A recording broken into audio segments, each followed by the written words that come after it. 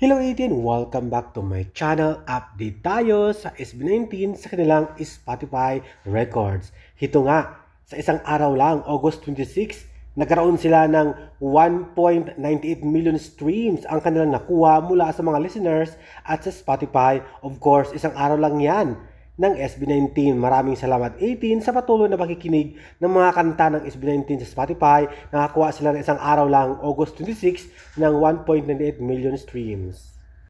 At ito pa ang good news mga 18, from 1.6 million listeners, monthly listeners, ito ay naging 1.7 monthly listeners na. Kaya naman maraming salamat sa suporta mga 18.